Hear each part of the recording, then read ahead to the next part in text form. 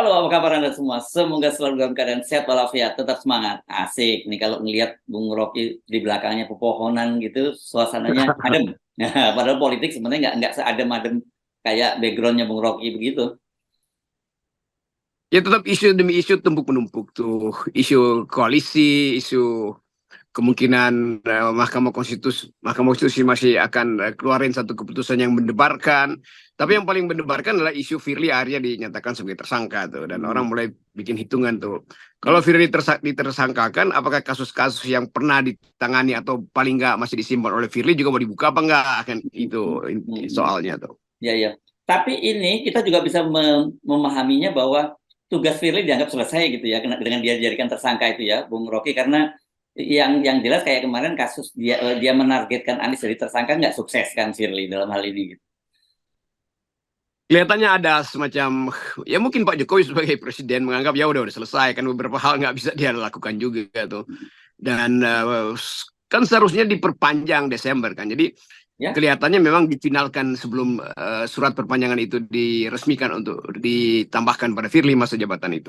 ya betul. Jadi yang harus dianggap bahwa udah itu udah selesai, dan Jokowi mungkin akan cari pelaku politik lain di KPK. Pelaku politik artinya seseorang yang dia perlukan sebagai kaki tangan. Ya, ya, ya, ya. Ya, dan berarti ini kan akan ada satu komisioner di sana ya yang kosong. Itu berarti harus ada pemilihan pemilihan ulang, dan kalau mengacu pada Pak Yohanes Tanak ternyata bukan mengganti itu bukan bukan mengganti jabatan yang tersisa, tapi ya satu periode begitu. Jadi ini perlu saya kira kalau ada sekarang dilakukan hanya satu orang lewat tim seleksi gitu, ini dia akan jadi jangkar sampai pemilu ini selesai gitu ya, siapapun yang menggantikan Firly gitu. Ya mungkin ad hoc juga akhirnya kan. Hmm. Jokowi bisa keluarin apa aja tuh, mau perpu kayak apa pun. Yang penting KPK masih bisa dipakai sebagai alat kekuasaan. Kan dari awal itu yang dikritik oleh masyarakat sipil bahwa KPK akhirnya ditundukkan sebagai peralatan eksekutif. Dan Jokowi pasti masih memerlukan KPK, tetapi KPK yang ya di refresh lah. Tapi refresh maksudnya eh, seger kembali, tapi untuk kesegaran politik Jokowi, bukan untuk penegakan hukum. Itu Ya. kira-kira itu hasilnya. Jadi blessing, mungkin Jokowi bilang ya udah blessing in disguise. Firly punya kasus, maka saya punya kesempatan untuk ganti. Dan penggantian itu pasti orang yang lebih taat pada Jokowi. Yes, oke. Jadi ini episode Firly kira-kira tutup buku atau sebenarnya kalau tergantung Firly ya, karena dia sendiri punya banyak buku gitu ya yang dia mau buka atau tidak bukunya kan gitu.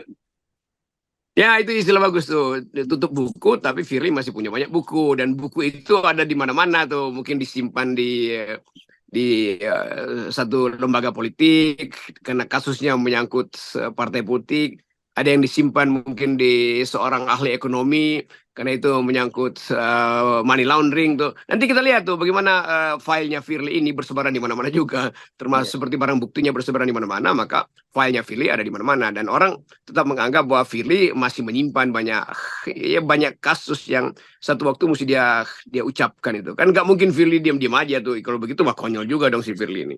Ya. Jadi tetap kita mau lihat nih, ini bukan soal balas dendam, tetapi momentum untuk saling membersihkan diri itu. Ya. Kalau itu dimungkinkan karena justru ada keadaan yang tidak utuh hari-hari ini kan. Secara politik orang masih menganggap bagaimana kalau Firly buka beberapa kasus kuat yang sebetulnya udah di ujung sprindik dia tuh, atau udah di ujung kalkulasi dia tuh. Kan itu yang menarik tuh. Ya, ada. Dan sebenarnya itu kan sudah disampaikan juga oleh Firly beberapa waktu yang lalu, dia bilang bahwa dia sudah mengeluarkan surat perintah penangkapan terhadap Harun Masiku kan. Nah, dan ini kan kita bisa dengan mudah membaca kalau Harun Masiku yang disinggung itu kan itu kita tahu sebenarnya bolanya diarahkan kemana.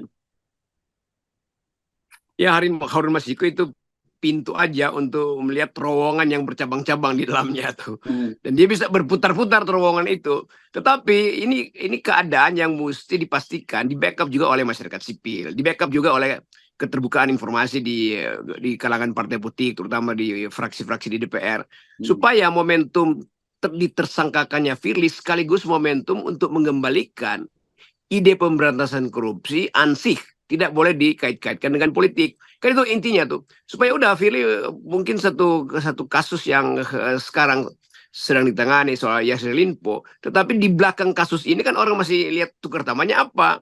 Kenapa ditangkap di dalam kasus Yassin Limpo? Apa ada kasus lain yang sebenarnya masih bisa dinegosiasikan tuh? Tapi oke, kita terima dulu ini satu fakta supaya Firly punya kesempatan dan kita mau dorong kesempatan itu, dan dia mesti katakan bahwa PR saya masih banyak loh dan belum bisa saya selesaikan karena ada faktor politik kuat tuh. Itu yang mesti diucapkan. Ya, ya. Jadi apa ya, kalau judul film ini Firly X-File lah, gitu yang harusnya dibongkar semua gitu ya. Betul, dan ini apa namanya? Ya, ini the truth is out there gitu dalam X-file-nya. Ya. Nah, tetapi sebenarnya di luar itu pentersangkaan Firly ini kita tidak bisa melihatnya semata-mata murni masalah hukum.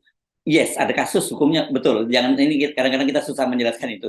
Tetapi bahwa kemudian sampai Firly dijadikan tersangka itu kan artinya itu pergulatannya panjang itu, karena banyak, artinya stakeholder yang ada yang menitipkan kepentingannya di Firly kan banyak, Bung Rocky, bukan hanya Pak Jokowi saya kira.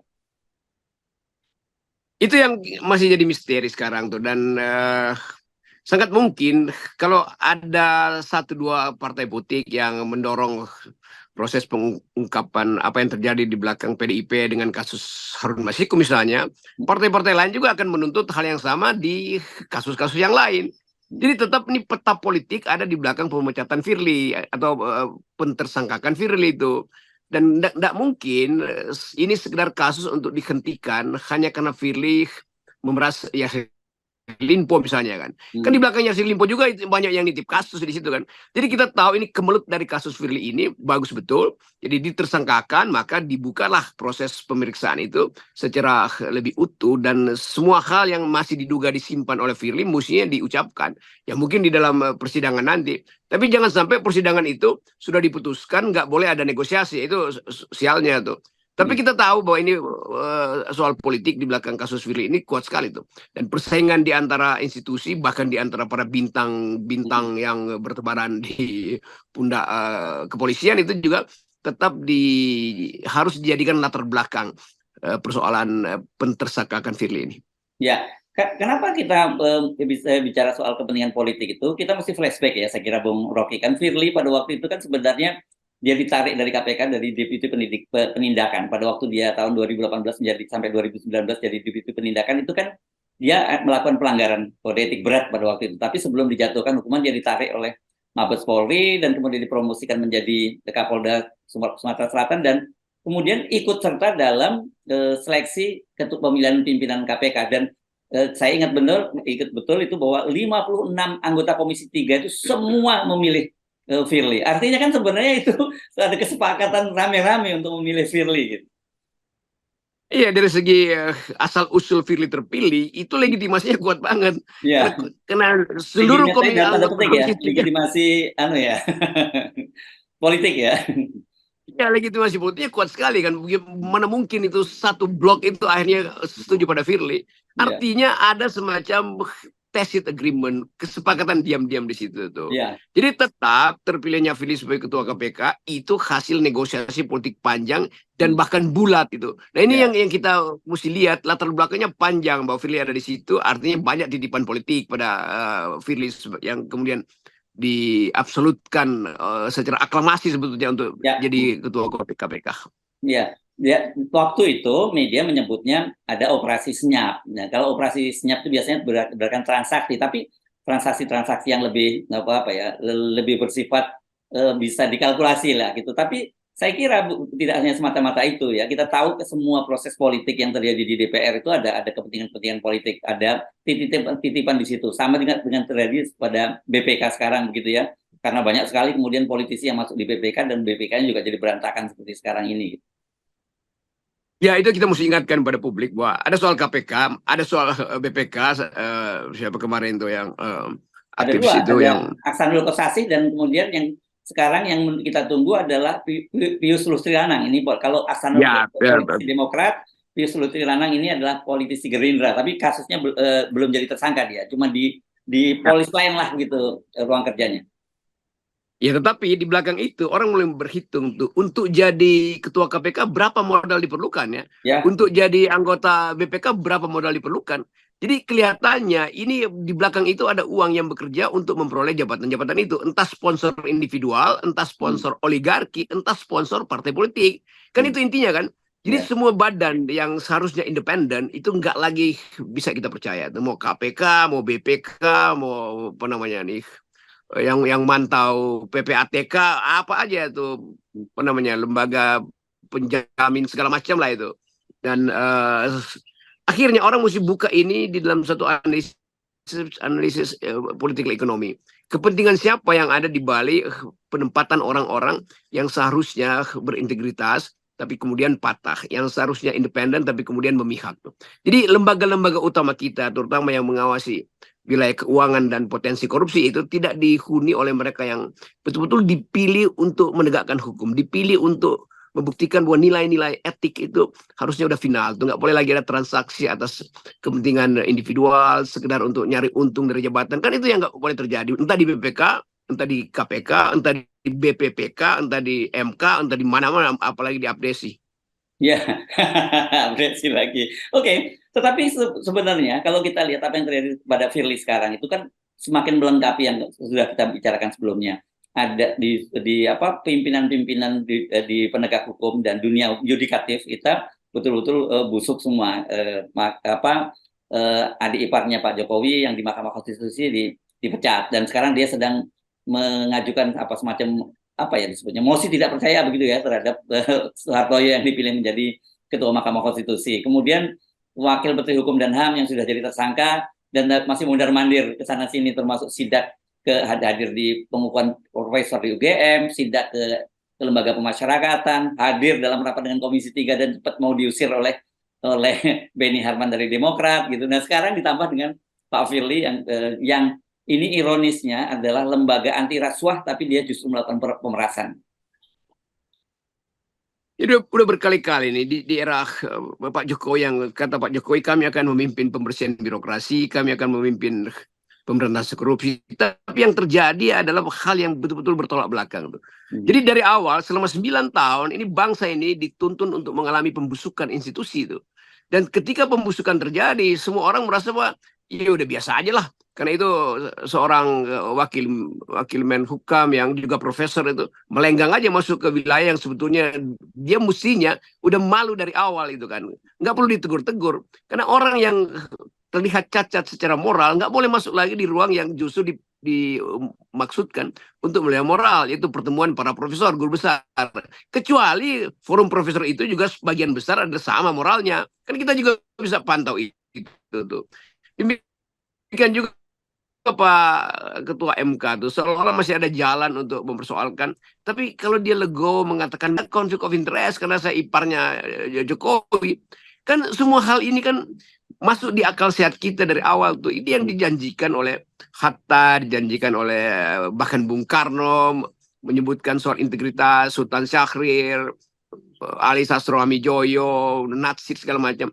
Jadi semua ide bangsa ini untuk menghasilkan kembali kemerdekaan yang basisnya adalah etika politik ini gagal hari ini, dan kita mesti tagih itu pada Presiden Jokowi kan Jokowi yang memerintah selama 9 tahun dan di ujungnya dia justru memanfaatkan kegagalan ini untuk seolah-olah mengatakan karena itu kasih saya kesempatan untuk 3 periode, karena itu pilih saya 3 kali, karena itu perpanjang masa jabatan saya, dan nggak bisa tuh karena itu biarkan anak saya yang akan menyelesaikan masalah ini. Kan ini pewarisan kerusakan sebetulnya tuh. Hmm. Jadi kita mau tuntut, kita mau aktifkan kembali sel-sel masyarakat sipil, sel-sel mahasiswa untuk mulai membongkar secara lengkap, secara paripurna lembaga-lembaga yang dibuat kusut oleh kepemimpinan Pak Jokowi itu. Ini nggak mungkin kita bilang kok Jokowi lagi memang Jokowi selama 9 tahun. Dan itu Ya, intinya kan.